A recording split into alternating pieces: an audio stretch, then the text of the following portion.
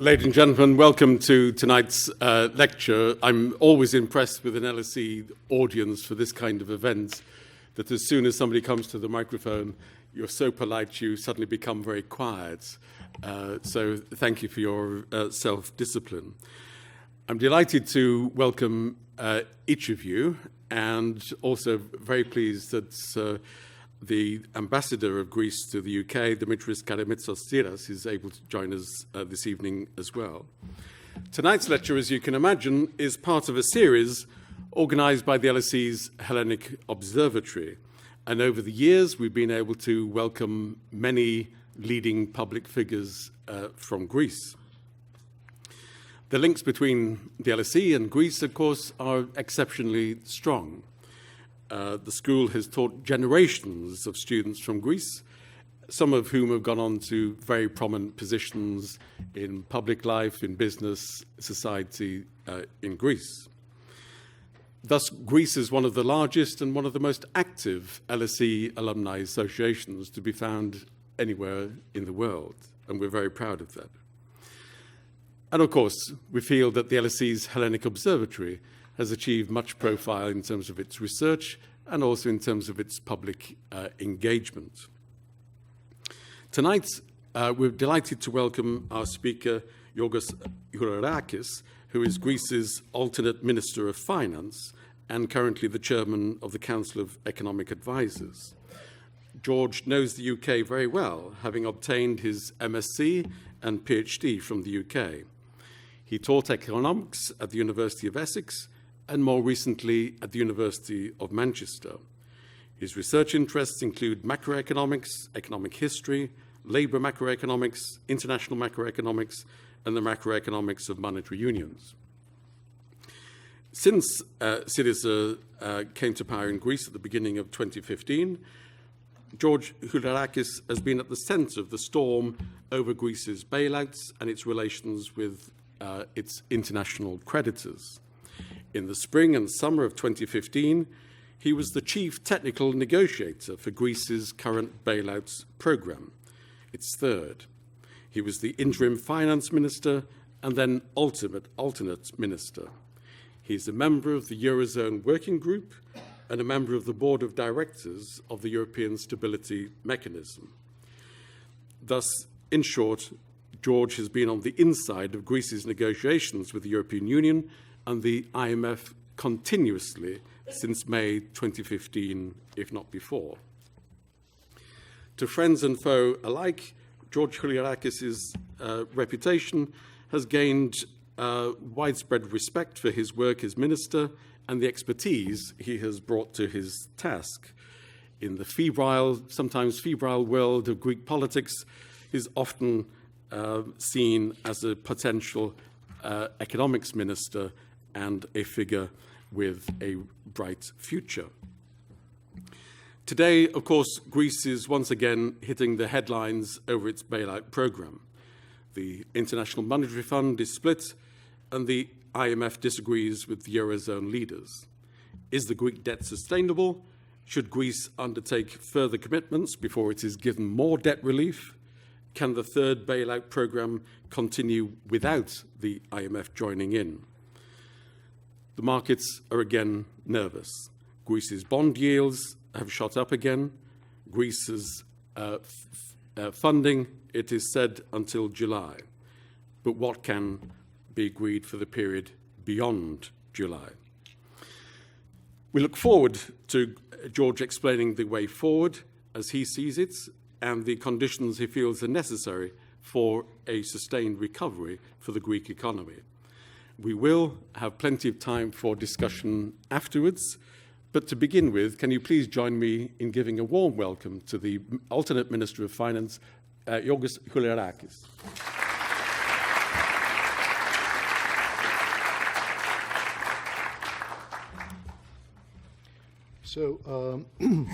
So thank you so much for your kind words, and thank you for inviting me. It's an honor for me to be here, and also a pleasure to be back in the UK. Let me also give you my apologies for being late here. We start late. We ran a quarter of an hour late. Now, I was told to do something with the screen here so that I can... A colleague will help you. Oh, here it is. Okay. Wonderful. So this is me, and this is my capacity in the Ministry of Finance. What I'm planning to do today is to guide you through the key facts of the Greek crisis going back to 2010.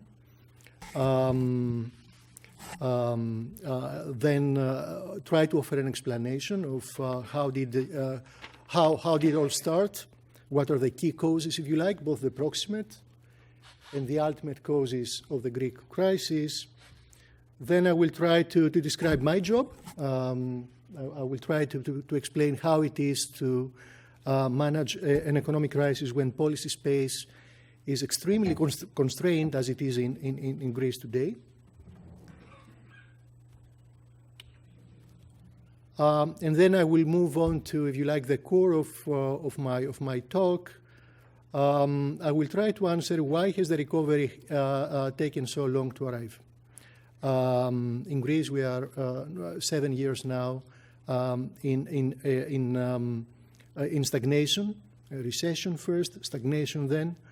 What have we learned from past errors, and therefore what it is that we changed in the context of the third bailout program. And I will finally conclude with some observations on the opportunities as well as challenges and downside risks going forward.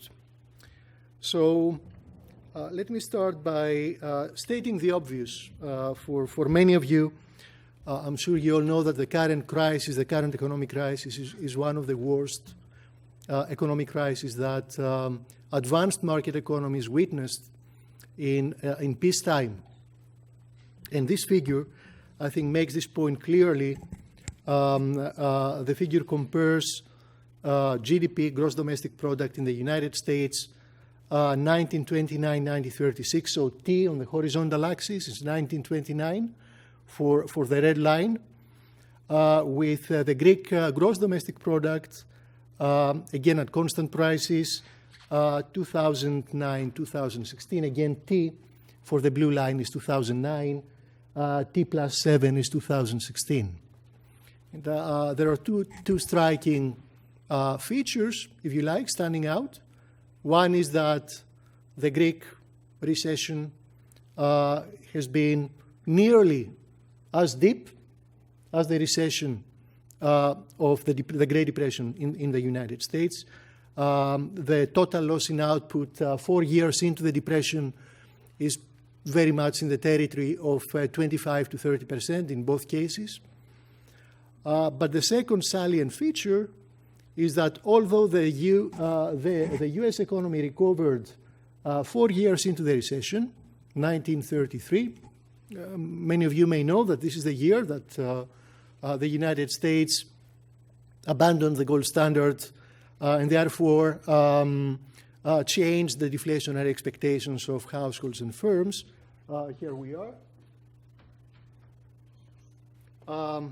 The Greek economy is still in serious trouble 7 years into the recession. If you like, the pattern of the Great Depression had a U shape, whereas the pattern of the Greek Depression has an L shape. And there is a big question mark. Why is that? Why hasn't the Greek economy recovered 7 years into the Depression? And to make my point clearer, let me compare the Greek crisis, again, the red line in the graph here, against how many? 4 other great depressions. From again, the interwar depression of the U.S. economy all the way to the East Asian crisis of 1997. In all 5 cases, the way I define depression is a cumulative fall in output, constant prices of more than 15%. And again, the comparison is striking. There are some, actually all cases recovered within 4 years.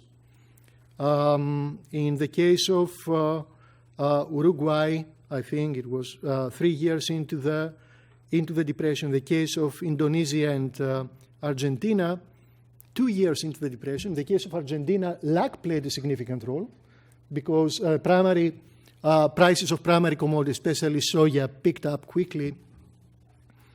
But again, put the Greek case in comparative perspective, 7 years into the recession, no sign of recovery as yet, especially after 2013, line is flat.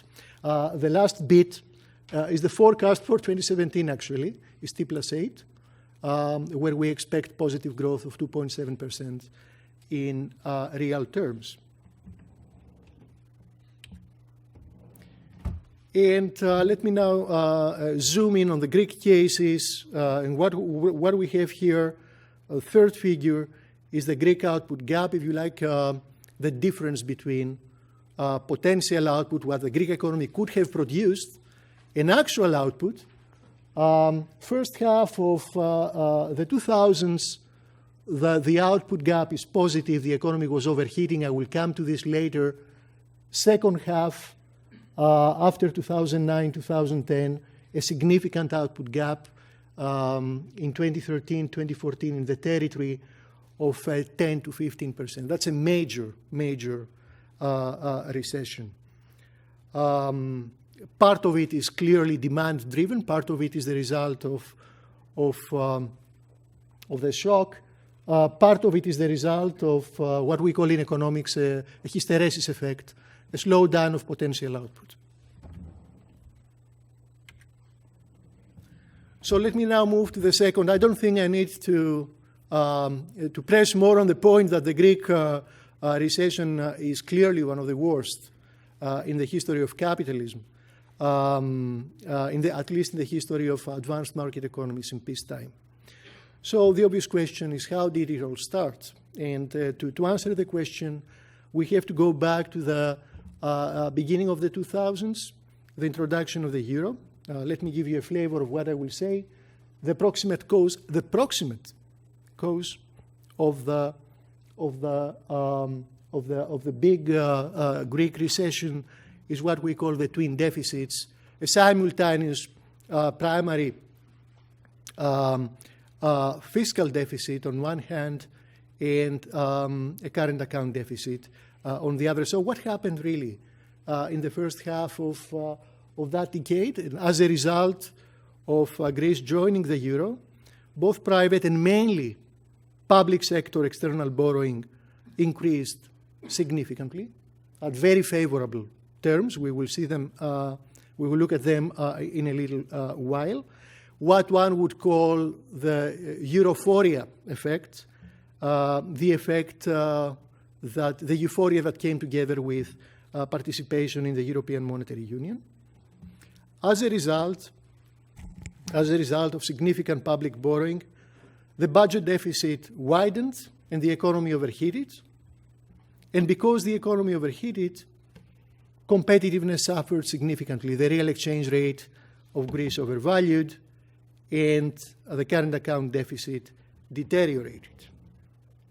So again, a quick look at the borrowing costs of the Greek state between January 1999 and say January 2009. Blue line is a 10-year government bond yield of the Greek debt, and the red line is the same yield for the German debt. And as you can see, the gap between the two narrowed significantly into the 2000s, all the way till the end of this first decade. There were years where markets priced the Greek debt as low as the German debt. Basically, for markets, borrowing to the Greek state and borrowing to the German state was one and the same thing. There was no risk at all. And there was no risk at all because Greece was now part of one single currency union. Let me make clear here that Greece was not the only country that benefited from this huge capital inflow in the first 10 years of the new currency. Spain, Portugal, Ireland, all peripheral European economies benefited significantly. The big difference between the two is that capital inflows were directed to the private sector, mainly households, and fed into a housing bubble in those countries. Whereas here is what happened in the case of Greece. Purple line is the primary deficit of the Greek general government as a share of GDP. Ignore the second half of the graph, post-2009, and just focus on the first half. What you see is a significant deterioration of public finances, starting at some point in 2001, 2002. By 2009, the primary deficit was about 10% of GDP. Yeah.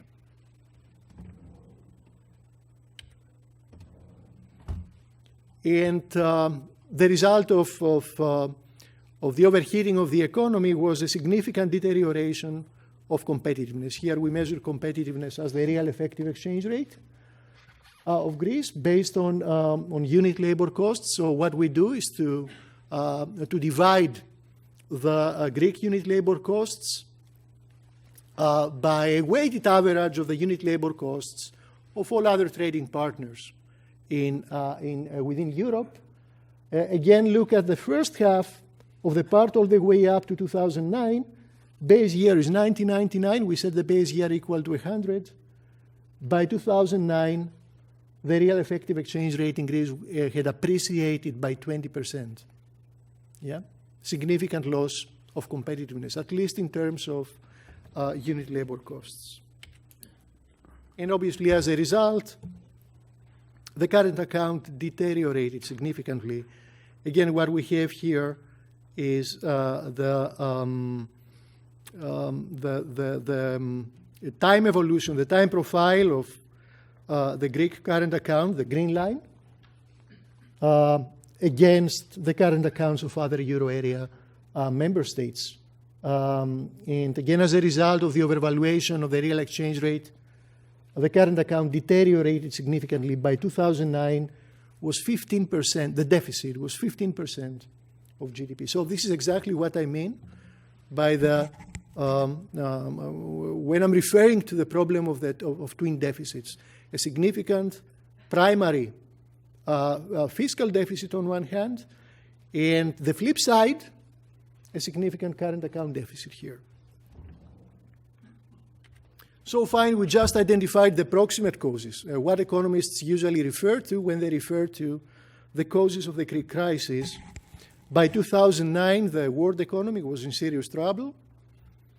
Financial crisis, September 2008, Lehman Brothers, and so on. So liquidity across the world dried up, and that triggered a typical sudden stop of capital inflows into Greece. Why is that? Because markets increased significantly the probability that the Greek state will not be able to service the cumulative deficits of that decade. Okay, so proximate causes are clear, trigger is clear. Always, in a typical sudden stop episode, the trigger can be exogenous, sometimes trivial. In this case, it was not trivial, but it was clearly exogenous to the Greek economy.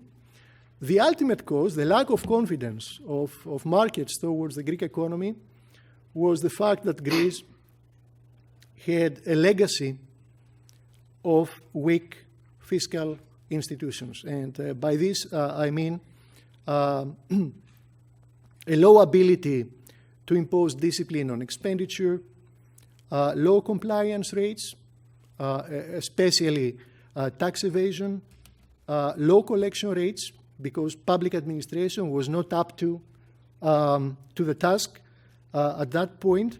And all in all, what we call in economics a deficit bias, that is a tendency to generate primary deficits in bad times, as one should, to stabilize the economy using fiscal policy as a stabilization policy tool, but not tidy up your public finances in good times, that is not producing primary surpluses in good times, so that over the cycle your government books remain on balance. So an entrenched, if you like, problem of deficit bias for many, many decades, going back to the 19th century. But a clear manifestation of the problem was in the first 10 years of the 2000s.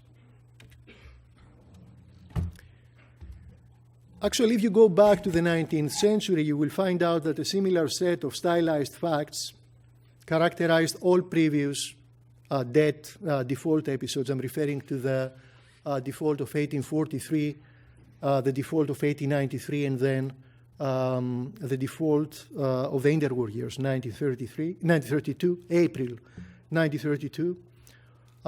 Massive overborrowing and credit boom in foreign currency, external dependence, if you like, at very favorable rates, especially during periods when Greece adhered to fixed exchange rate systems, the classical gold standard in the 19th century, the interwar gold standard in 1932. Exogenous triggers led to sudden stops to capital inflows and currency crisis, and then following from currency crisis, currency devaluation, and coupled with currency mismatch, the fact that tax collection was in domestic currency, but external obligations in foreign currency led to an increased probability of default, in 3 occasions actual default, and prolonged recession. The work of Carmen Reichardt and Trebesch, 2015, if I'm right, published in the Brookings Papers of Economic Activity, and Calvo and Reinhardt document well this pattern.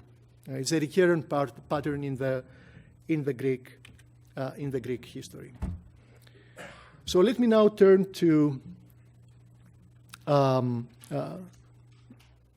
how challenging it is to manage a crisis, a major crisis, when policy space is extremely constrained, as it is now in Greece.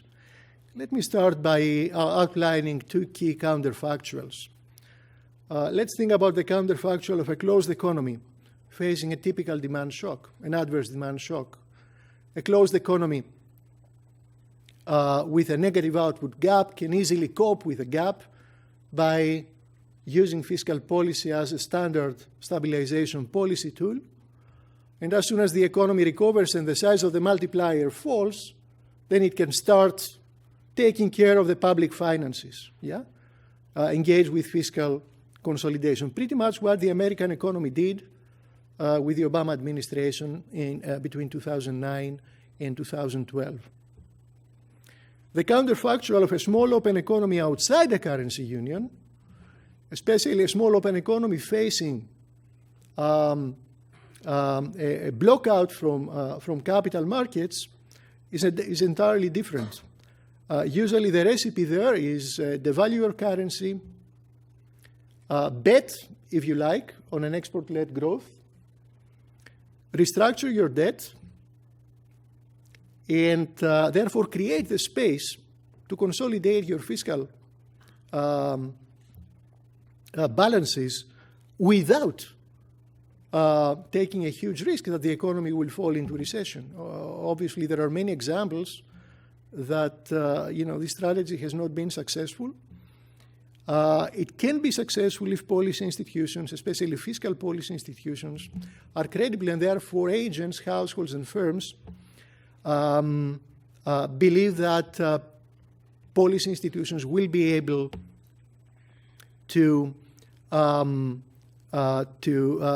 contain inflation and maintain fiscal balances going forward.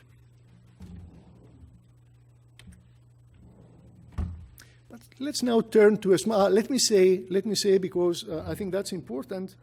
let me say that the counterfactual of a small open economy outside the currency union is not equivalent to the example, the case of a country being part of a currency union, say the European Monetary Union, and then pulling out. Yeah? That's an entirely different story.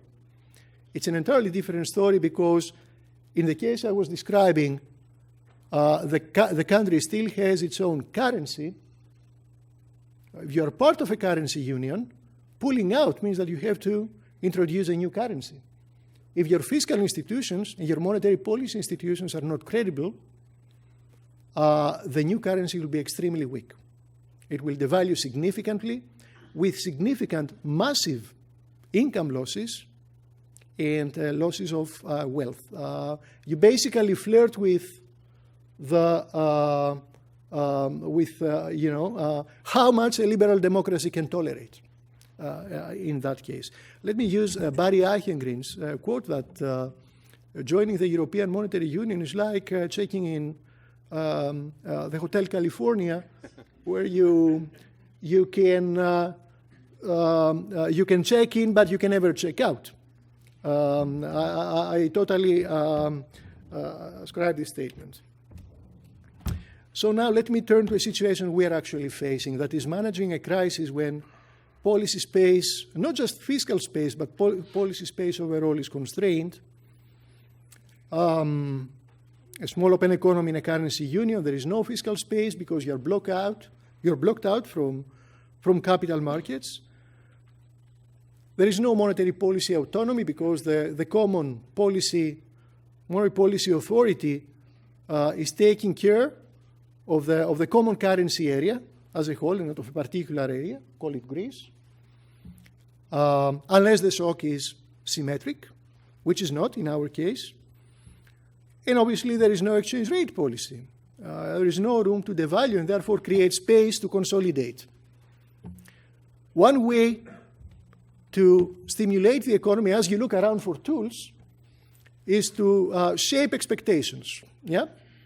And the only way to shape expectations in an environment where your hands are entirely tied is by trying to stabilize the economy and bring confidence back both to households and investors that the worst is behind. And therefore, the medium-term outlook looks good. Now, let me now zoom in the context of the European Monetary Union.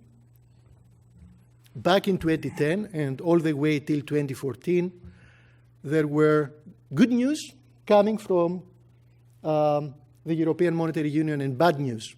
If you like good news, Europe was prepared to improvise and come up with initially bilateral loans in the form of the Greek loan facility for the first bailout program, and then in the form of the European Financial Stability Facility in the context of the second program. So there was a financing envelope there to rely, given that there was no access to capital markets. Let me also add that the reaction of the European Central Bank, especially post-2011, under the leadership of Mario Draghi, was also in the right tune, especially for other peripheral economies. But on the other hand, bad news is that consolidation was coordinated. There was simultaneous fiscal consolidation among a number of peripheral European economies, magnifying, therefore, the spillover effects and the recessionary impact of fiscal consolidation. While countries with primary fiscal surpluses were reluctant to stimulate despite the fact that they had fiscal space. That's one of the key weaknesses of the EMU architecture. Countries with deficits have to obviously consolidate their fiscal balances, but countries with surpluses are not obliged to take any action. And also, the second piece of bad news is the initial reluctance of Europe to offer a big enough financing envelope that would make adjustment in Greece, fiscal adjustment, more gradual, therefore less painful in terms of output and employment loss. I'll say a few more things on this in a while. So let me turn to the key pillars of the first two bailout programs, economic adjustment programs. I know that you can't, put them together. There are significant differences between them. But for the sake of simplicity, let me assume that the key pillars, the key characteristics, remained unaltered between the first and the second program. And these key pillars were aggressive, front-loaded fiscal adjustment with very ambitious fiscal targets. And we all know that pace, adjustment pace, matters. We all know that when it comes to fiscal consolidation, it makes a big difference how quickly you consolidate.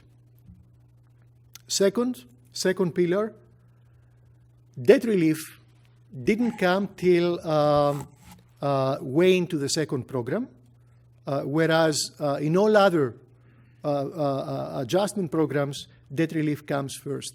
So it should be upfront to shape expectations that debt will be sustainable going forward. Third, the sequencing of reforms was wrong. There was a lot of emphasis on labor market reforms. And actually, if we go back to the graph I was showing you earlier, here it is, and you look now at the second part of the graph, post-2009, you can see that the relative unit labor costs fell dramatically from a peak of 120 to something near 90, 95, maybe 98, more than 20%. Yeah, a significant drop in relative unit labor costs. So a lot of adjustment in the labor markets. But if you turn to the product markets and you see the behavior of relative prices, export prices, the adjustment was nowhere near as big. Adjustment was less than 10%, was about 8 to 9%.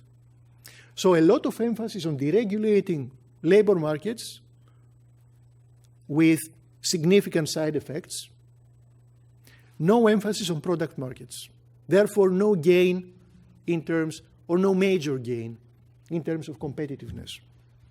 So the only tool that could have sustained growth in face of a significant fiscal adjustment didn't really work.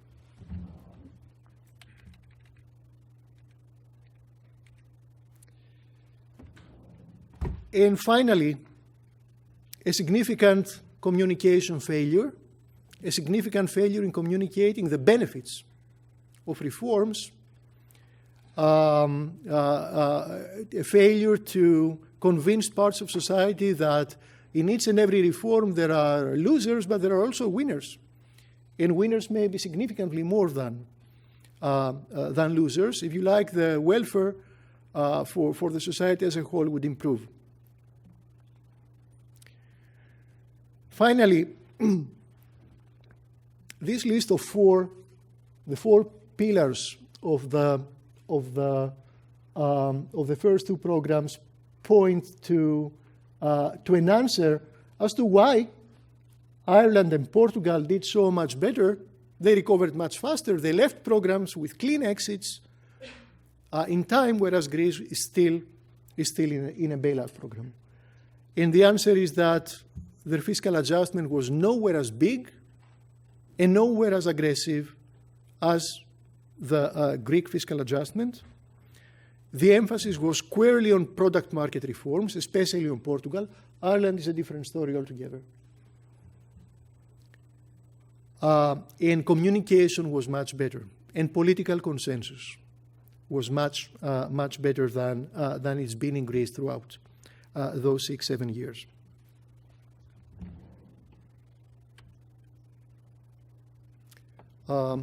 Very quickly, because I'm running out of time, here's a flavor of the size of fiscal consolidation in the first two programs, we are looking at the structural balance as a share of potential output. So when the line goes up, you're basically looking at the actual discretionary fiscal effort of the Greek governments from 2009 all the way to 2013, a major effort of nearly 20% of GDP. Yeah.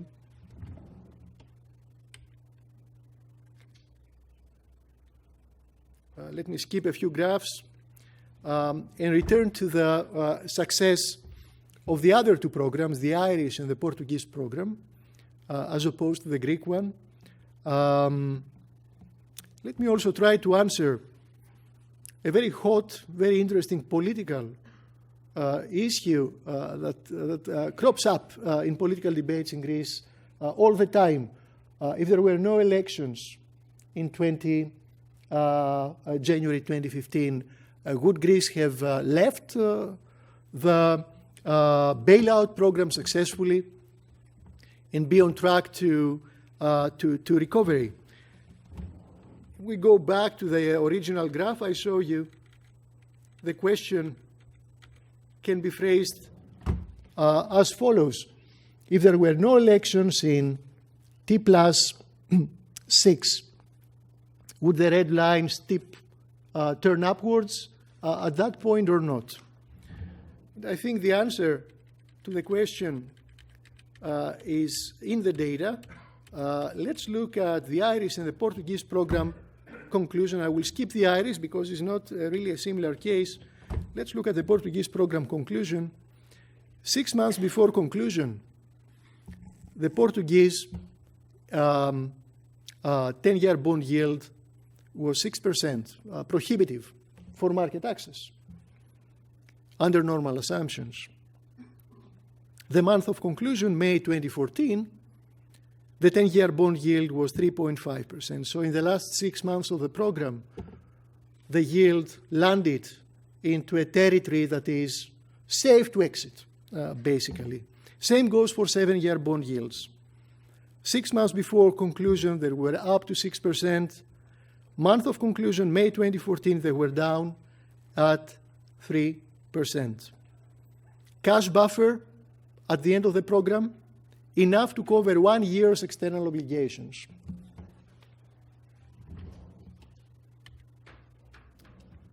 End of the second Greek economic adjustment program, February, the month after the elections, February 2015, the 10-year bond yield in June 2014 was at 6%, exactly where it was in the Portuguese case, 6 months before the conclusion of the Portuguese program. October 2014, well before the elections, the yield was up at 8%.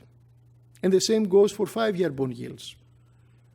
In December 2014, there was no cash buffer at all. So you can't really exit the program with interest rates up at 8% and no cash buffer. Markets won't take you seriously. They won't lend you. And you can see this very clearly here. Blue line is the Portuguese 10-year bond yield. Red line is the Greek. 6 months before the end of the program, the yields were pretty much at par. And the same goes for 5 months before the end of the program. But whereas the Portuguese yield was falling steadily towards the exit, the Greek one was rising. At the end of the program, the Portuguese was at 3.7, the Greek was at 9.96. So all in all, that's strong evidence that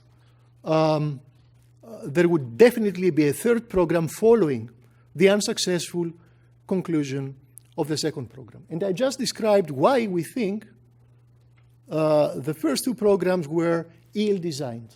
I repeat, front-loaded aggressive fiscal consolidation, emphasis on labor markets and neglecting product market reforms, poor communication, and no debt relief, especially in the first program. these are exactly the four issues, the four lessons, if you like, that we took into account in summer 2015 when we designed, when we negotiated the design of the third bailout program. Obviously, when you negotiate, you don't get exactly what you want because you don't negotiate with yourself. But the third program clearly has significantly lower primary fiscal targets and therefore a significantly milder fiscal path going forward, with targets of minus 0.25 last year, 0.5 this year, 2015, 2016, 175 this year, before we reach the top of 3.5 in 2018. There has been a lot of emphasis on product market reforms, and there is still a lot of work to do in this direction. I'll say a few things in a while. There has been emphasis on repairing the fragility of the banking sector with restoring healthy conditions of governance and creating a market for non-performing loans that was not there before. And clearly there is plenty of work to do on the communication front. It's one of the areas where I think the record is well below where it should be. So going forward, again, let me conclude with some data. Quarter 2, 2016, Quarter 3, 2016, and we expect also Quarter 4, 2016 experienced positive growth. There are signs, therefore, that 2016 will close with a positive sign. The economy exited the 2015-2016 recession early and rebounded strongly. However, the key question is how to turn now the current rebound into a sustained recovery. And here's the 5 things we need to push forward with. First of all, enhance further fiscal credibility. The way to do it is to meet fiscal targets. Those targets agreed in August 2015 in the context of the third bailout program, as we have done so far. Create space where we can to promote inclusive growth. One key new tool that we devised, we came up with, obviously, it's a tool well known everywhere else, but hasn't been applied in Greece before, is a thorough spending review to identify areas where resources are wasted and therefore can be redirected to uses with more social efficiency, if you like, such as the welfare state and health.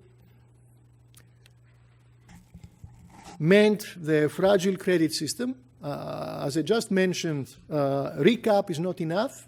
It's not enough to throw money in broken banking institutions. You need to create the right environment with a well-regulated non-performing loans market and good conditions of governance. Promote product market reforms to attract foreign direct investment because savings are low and because taxes are high. There is no other way. It's a steep policy trade-off, if you like. There is no other way to attract foreign direct investment unless you're convinced that Greece is open for business. And the key message will come out of promoting product market reforms. And finally, the point I made before, improve communication, explain what you do, explain why reforms are beneficial for society. So I'll stop here. I know I haven't touched upon a long list of current issues, including Article 4. I'm waiting questions on them, but I think I should stop here and give the speech the floor. Thank you. Thank you very much indeed.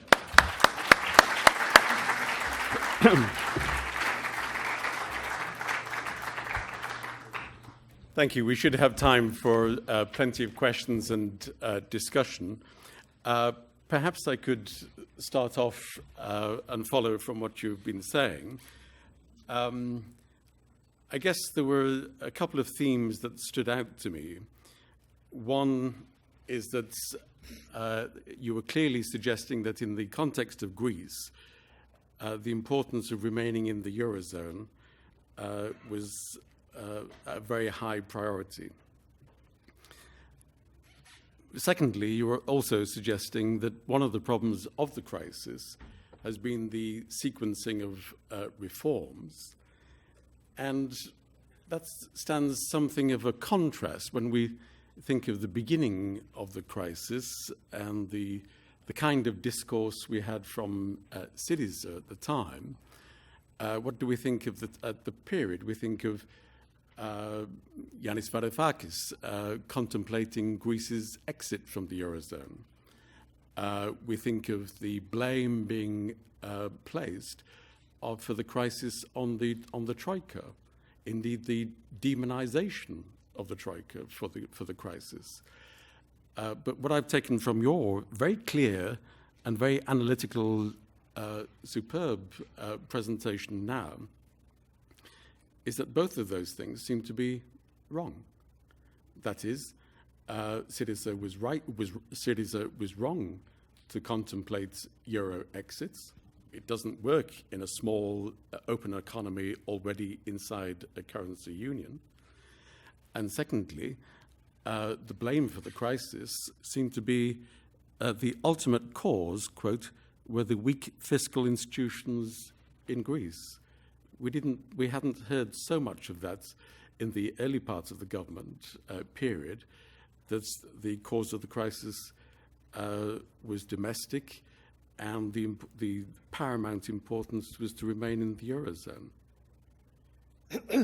I think it will come as no surprise to some of you that my views and the views of Yanis Varoufakis were entirely different.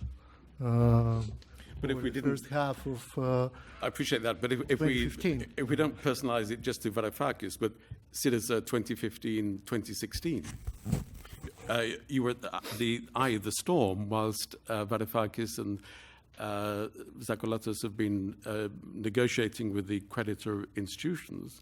So presumably in private, you must have been saying, "You're wrong. We need to stay in the Eurozone, and you're wrong. We need to reform domestically." I think there was and there still is a clear and unequivocal commitment to remain in the Eurozone, because we are part of the Eurozone, we are part of Europe. And I think the Prime Minister has made that clear time and again.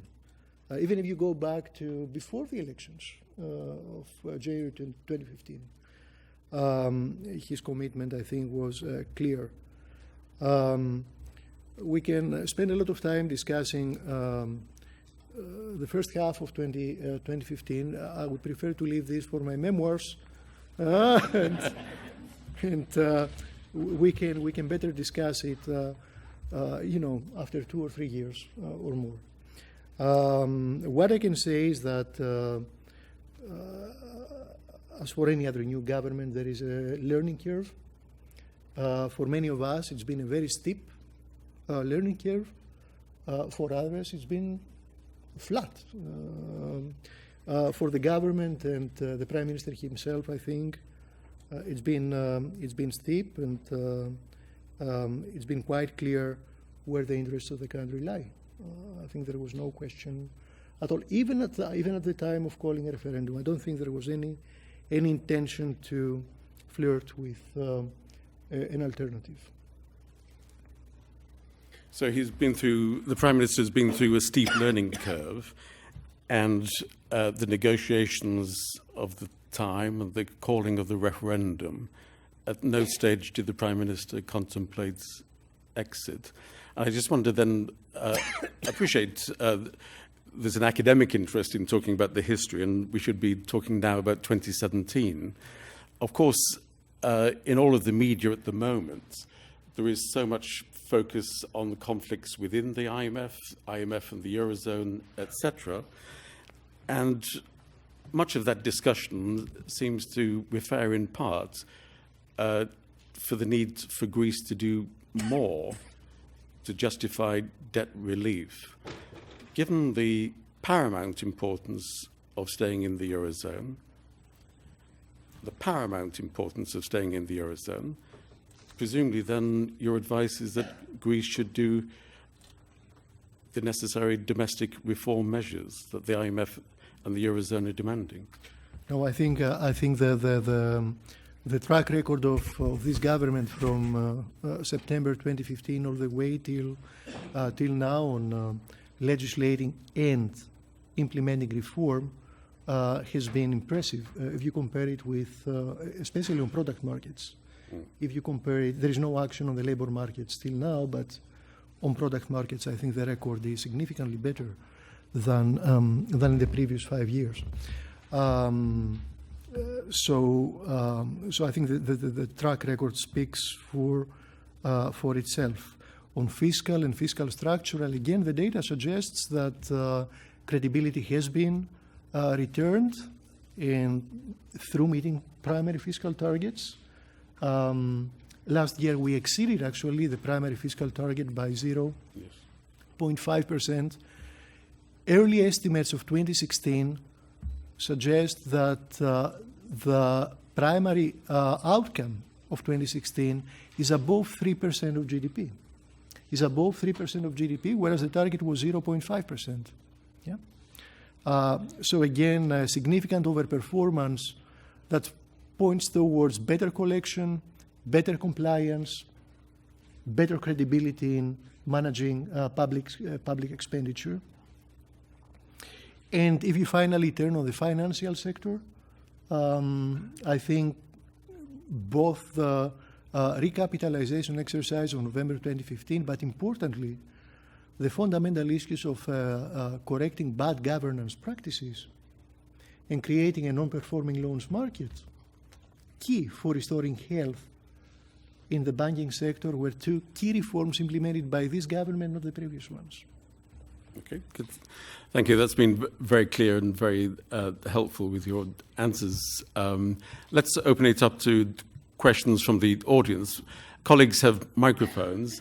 Can I invite you to ask questions? Could you simply say, first of all, who you are and then the question? We are a little tight for time, so please, no speeches, questions, please. Can we take the gentleman here? Yeah, thank you. Yeah, Bernard Casey from LSE. With respect to the IMF's view and the view about the size of future primary surpluses, on the one hand, much of the IMF is suggesting that one ought to go a little easier, but on the other hand, the government is pretty vituperative in its view about where the IMF stands. Could you comment upon the IMF versus the German relationship here and who should be involved in what? Thank you. Could we take the lady at the very back, please?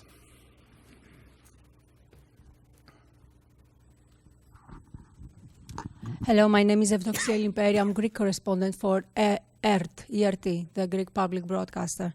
My question, Minister, is how does Greece respond to the disagreement between the IMF and the European institutions on the Greek deal that bring literally the procedure into a stagnation? When do you see, and secondly, when do you see the review to conclude? Thank you. Thank you. Can we take one more question? The gentleman here, please. Thank you for your talk. My name is Andy Waters. Thank you for laying out these 5 solutions and looking ahead. What do you think the biggest impediment is to enacting those solutions? Should we start with those? Yeah, sure. So, on the primary surplus targets post-program, which was the first question, we actually agree with the IMF that a milder fiscal path is desirable. It's obvious. We need to create fiscal space, especially while the economy is recovering from the recession we were looking at half an hour ago. So I think what the IMF proposes is entirely sensible, and we are entirely in agreement. Where we disagree with the IMF is on our ability to deliver higher primary surpluses. So we think it's possible to deliver higher primary surpluses, and we have actually done it already. But at the same time, we think it's desirable to lower them going forward. Now, when you negotiate, and one of the problems of this negotiation is that there are many parts involved. You don't just negotiate with one, but with 4 institutions and obviously a large number of member states. You need to understand that a possible compromise, a workable compromise, is away from the first best of each one of the sides. Yeah, you need to be prepared to identify the contours of a second best solution. For the IMF post-program, any primary fiscal target above 1.5% would require additional measures, despite the fact that Greece has already generated primary fiscal targets above 1.5%. That's exactly where we disagree with them. We think there is no need for any additional fiscal measures, especially post-program. Now, time is of essence. I referred before to the need to shape the expectations of households and firms and international investors, convince them that the medium-term outlook of the economy is good. And therefore, they should come and invest, consume, buy Greek debt at the end of the day, by the end of the program. And we can't waste time. So we work hard to offer solutions and bridge the gap between Germany on one hand and the IMF on the other. I mean, the root of the problem there is the burden sharing issue. How much debt relief Germany or the euro area as a whole will be willing to concede, and therefore the flip side, how high primary surpluses we need to generate. I think we all need to move away from, our stance is clear, we need lower primary surpluses going forward, and we need a clear parameterization of the medium-term debt relief measures in line with the Eurogroup agreement of May 25th. That's clear. Nothing more than what we have agreed. But I think all of us will need to move away from corner solutions and quickly try to define the landing space, because having a very good solution in 5 months makes no sense. You need it now. It's better to have a slightly worse solution now than have a better one in 5 months' time. So what do you think the prospects are for agreement on February the 20th? Well, clearly we are in touch with all 4 institutions on a regular basis, on a daily basis, I would say. And we are working hard to be able to report significant progress by February 20th. The Financial Times was saying the other day that they believe that Greece has funding until July and doesn't actually need further installments of the bailout funding until after July. Is that correct? I think that's the wrong way to think of the Greek program. If we leave time pass all the way till May, June, not to mention July, uncertainty will return.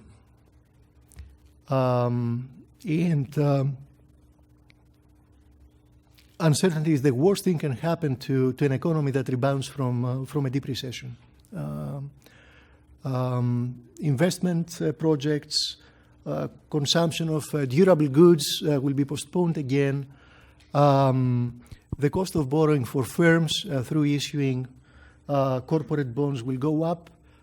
And my fear is that we won't be having the time to recover the lost ground post-June. So those who think that we should let things drift all the way till June, because the Greeks will be with their back on the wall and sign anything they get,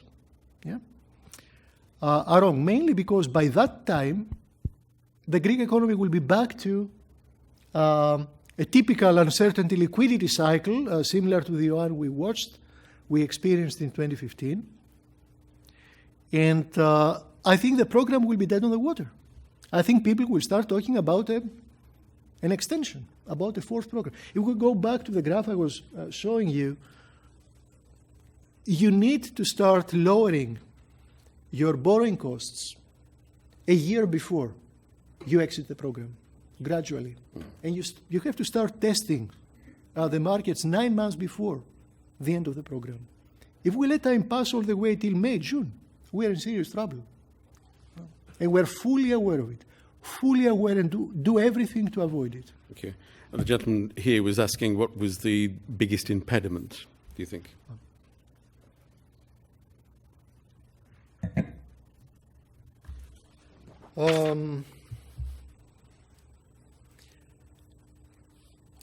I think, well, I mentioned communication. Communication is very important.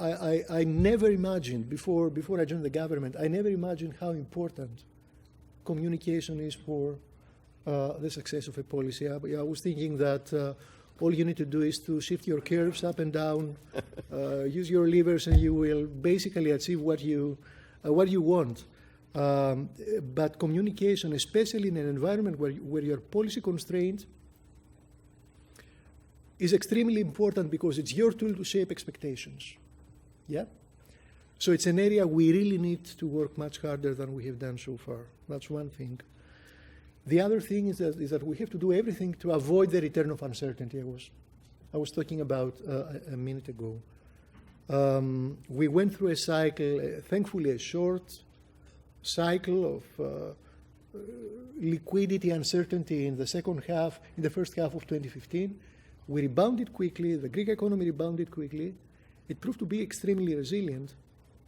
We don't want a second phase of uncertainty. We need to do everything to avoid it. Good. Other questions, please? Could we take the gentleman at the very back? Thank you.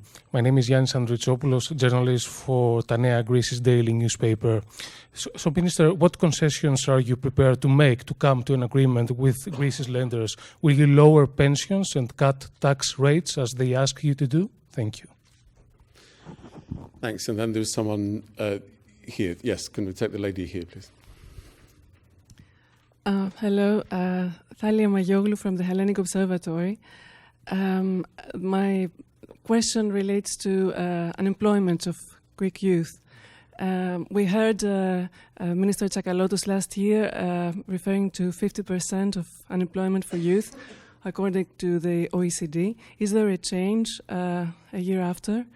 And just a common sense question, why programs for Greece are so ill-designed compared to Portugal, for example?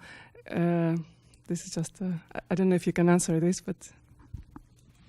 Thank you. And then, gentleman here, please. Hi, it's working? Okay. It's Isaac Erpidis, I'm a Greek correspondent for Antenna TV. I was wondering, Minister, why you didn't take part in today's Euro working group? There were political reasons or personal ones? Thank you. Thank you. That's come about 15 minutes later than I'd expected. The first question, though, was about which measures would you satisfy? Obviously, you don't expect me to start listing, opening our cards, and explaining exactly what we are actually negotiating. What I can say is that we are looking for a global solution. It's not a matter of giving out something. It's a matter of trying to bring together all elements that need to be in place for the successful conclusion of the review as quickly as possible. And these include the staff level agreement. They also include the fiscal path going forward, post-program, and therefore the medium-term debt relief measures. But they also include ways to bridge the gap between the IMF on one hand and the European institutions on the other on this fiscal path. That was the first question. Let me take the chance and say that the IMF has repeatedly failed to forecast with any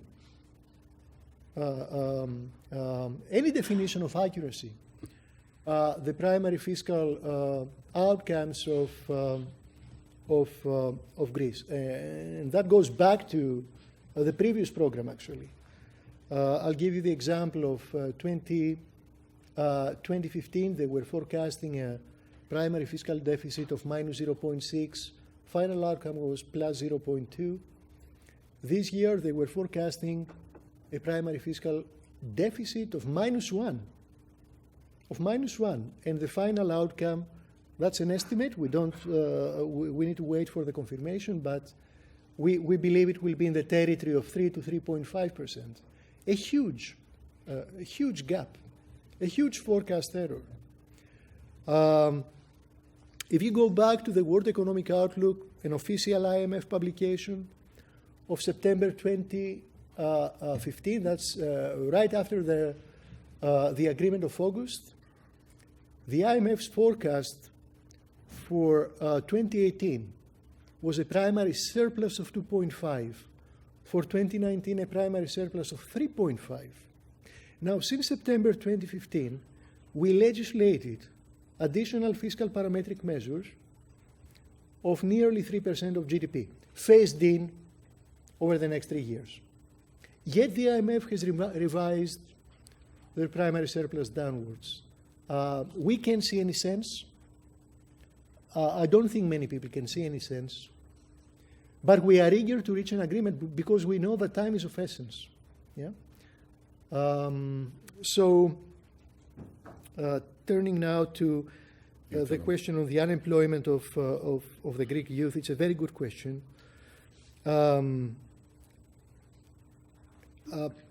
didn't show you. I had the data on unemployment, but finally I didn't flash them up on the projector. So there is a significant cyclical component of unemployment. Nearly 10% of unemployment is, out of 23%, is cyclical, which is huge. And there is also a core structural component of 13%, went up from 10% before the crisis, mainly as the result of young people being unemployed for more than a year, and therefore losing skills, being detached from the labor market, and so on. End of 2016, figures are better than they were end of 2015. Aggregate unemployment is lower. Youth unemployment is lower. But rates are significantly higher than any other European country. Yeah? I think the big issue, the big issue we need to campaign for, the narrative of the day after, is how to bring down unemployment, how to bring back people back to work, and especially young people,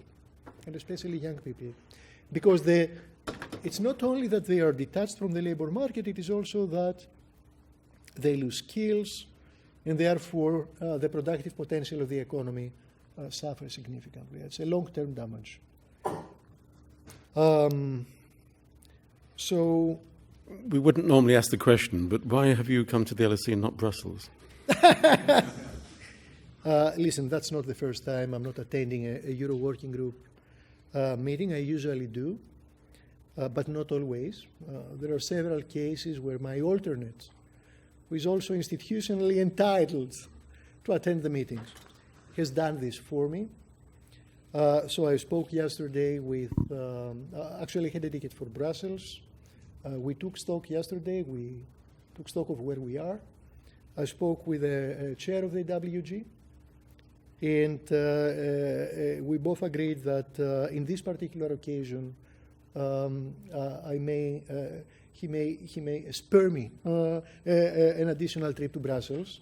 I will be there tomorrow morning anyway for a number of meetings. Yeah? Thank goodness you did come. Other questions, please, possibly on this side. I'm ignoring this side. Gentleman here. Yeah, thank you. Hi, Abhinav from Reuters. My question is, when the third bailout of Greece occurred, you were negotiating with a group of leaders across Europe who were all, let's say, from establishment parties. We are now at the start of a big election cycle in Europe. Do you think about how this discussion could be completely different next year after the French, German, Dutch, French, and German elections, and possibly Italian? With a lot of, obviously, what I'm getting at is a lot of anti-establishment parties are gaining ground in those countries. Thanks. Thank you. And thanks. Right at the very front, please. Hello. You mentioned about weak institutions. Just say who you are, please. Pardon? Who you are? Oh, sorry, I'm John. I'm from a company called Voltaire Economists, and you was my teacher at university. But you mentioned about weak institutions and about legislating, and there's been a lot of reforms. You can't legislate to strengthen the institutions of Greece. In all forms, there are things about the way people work, the way people have always done things. How's the government working to try and strengthen its institutions outside of just legislating? Thank you. Any final questions before in this round? Let's take the gentleman here. Tom Onions. I was just going to ask, what measures would you see implemented to tackle youth unemployment this year, 2017? Thanks. Do you want to start with this? Right, okay. So let me start with your question. I think we have actually introduced a number of key reforms to strengthen the credibility of institutions, in particular fiscal institutions. Since September last year, there is an independent watchdog of fiscal policy. It doesn't have the power to set fiscal policy, obviously, but it's there to blow the whistle for the government and the public if public finances go off track. Yeah. Clearly an institution that makes us accountable and therefore makes us more disciplined. We have, so that's one thing. We have introduced, or rather previous governments introduced, and we still commit to a rolling medium-term fiscal strategy that allows to plan ahead and therefore design better your fiscal policy, but also allows you to, I go back to a point I've made several times before, shape public's expectations about how credible fiscal policies are. Yeah?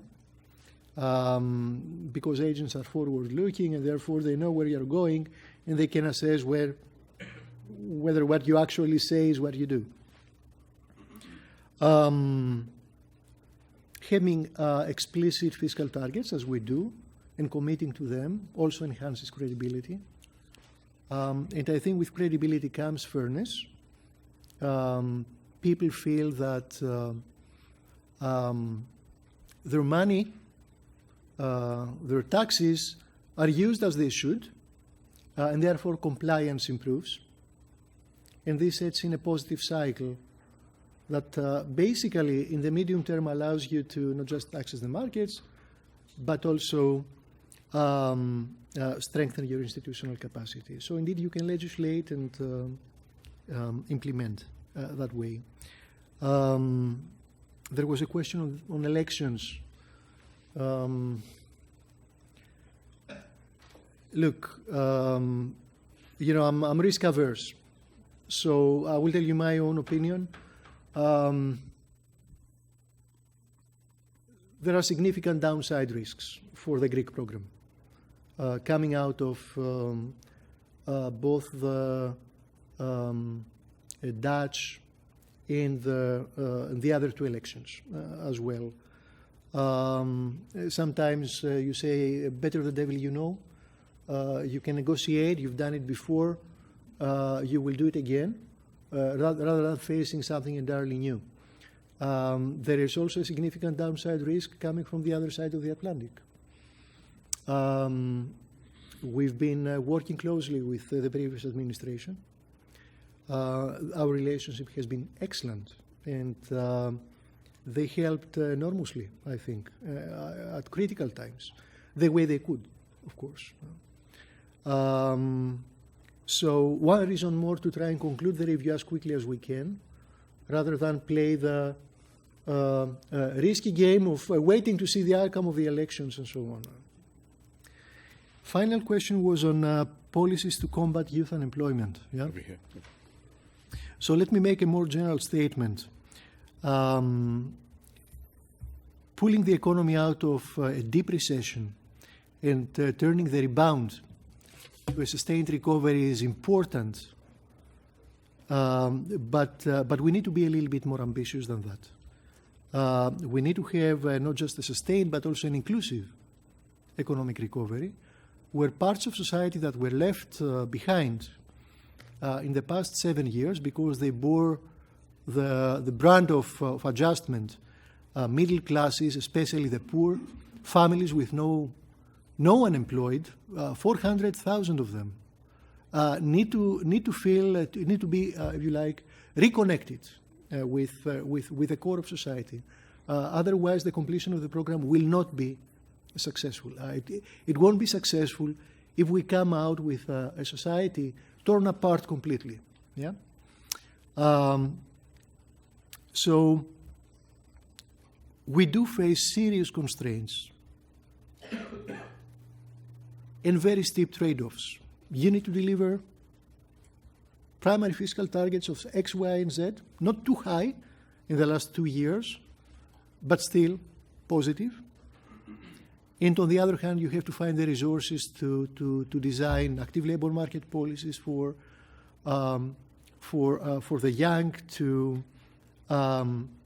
finance a guaranteed minimum income for all those who don't have a job or wealth, and so on. It's a very, very tricky task. We do our best, and so far we've been successful. In this year's budget, we have assigned 700 million euros for the guaranteed minimum income and 300 million euros more for other social programs, especially health and active labor market policies, out of very limited fiscal space. This is 0.6% of GDP. And we're now doing a thorough social spending review across the general government with the aim to identify resources that go wasted and redirect them to these social priorities, including active labor market programs for the youth. How much do we expect to save or redirect? Something between 500 million and 1 billion. Is it huge? It's not. It's not. But we do as much as we can out of basically nothing, no space. So it's clearly a top priority, as I said before.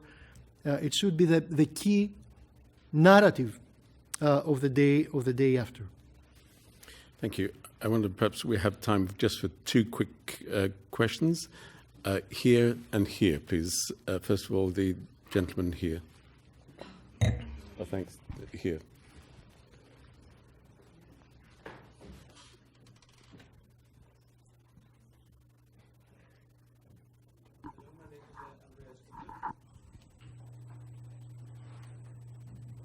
Hello? Yep.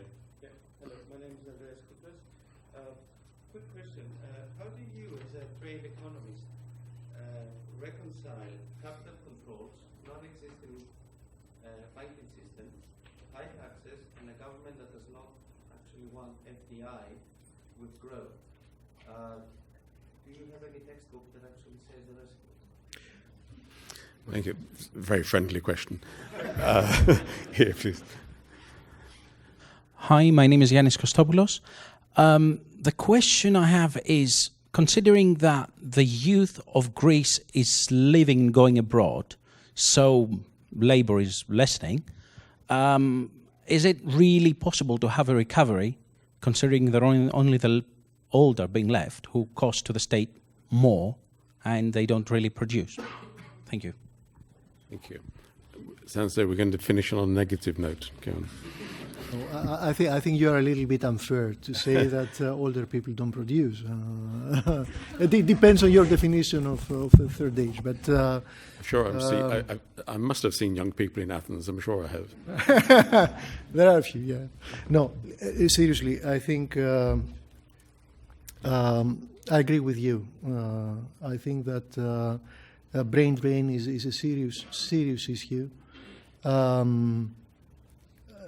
As I said before, it has long-term consequences. Talent, expertise, knowledge goes abroad. Yeah, it's not necessarily bad. If you want my view, it's good to go abroad and stay abroad for a while. It's great. It's a great experience. Yeah, but we need young talent and knowledge back in Greece. Otherwise, potential output will remain low, and therefore, as soon as we recover and reach trend growth, trend growth will be slow, and we will have again fiscal problems and so on. So it's important. It has very important, not just social but also economic implications. But the key is the functioning of the labor market and the ability of the labor market to create jobs and absorb young talent. And that comes with recovery, not just with recovery, but it comes with recovery. Turning to the other question, you mentioned capital controls. I will take issue with the FDI thing. I think you're wrong. FDI is desperately needed. No. Listen. I heard you. Yeah.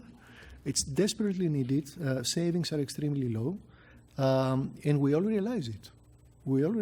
Among other things I do is to travel abroad from time to time, either coming here or going to the other side of the Atlantic to talk to business and investors about the state of the economy and the medium-term outlook and so on.